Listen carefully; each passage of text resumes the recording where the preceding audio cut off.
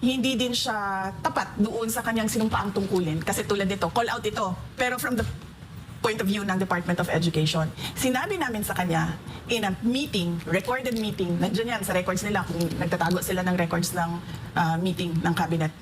Sinabi namin sa kanya, hindi natin matatapos ang classroom shortage kung nakikialam ang mga congressman.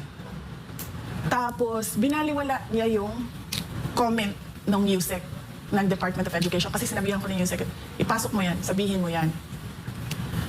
Binaliwala niya, parang, oh, that's another problem, the way, di ba? Ganyan siya magsalita, di ba? Oh, that's another problem. Sinabihan ka na nga eh. Hindi matatapos tong classroom shortage mo pag pinakapakialaman yung budget mo. Tapos, wala man lang siyang sinabi na, uy, patigil nyo yan, sabihan nyo yung mga congressman, huwag pakialaman yung budget. Kasi may kailangan tayong gawin. Meron akong kailangan na ipakita sa mga tao sa classroom shortage ng bansa. Wala, he brushed it off, brushed it aside, and then moved on to whatever he wanted to say at the time. Pagbaliwala ba niya sa reklamo namin sa Department of Education na yung budget namin ay kinokontrol ng House of Representatives? Hindi lang control, kinuha talaga at pinaghati-hatian.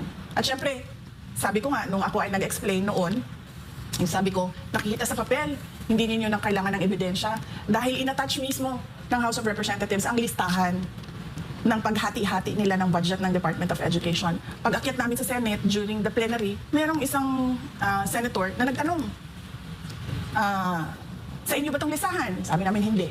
So parang nabuhayan kami doon na parang baka sa BICAM ay maayos yung budget namin, pero wala pa rin. Kaya doon ko nasabi, sabi ko, 2 tao lang naman ang humahawak ng budget sa Pilipinas. Si Martin Romualdez at si Zaldico.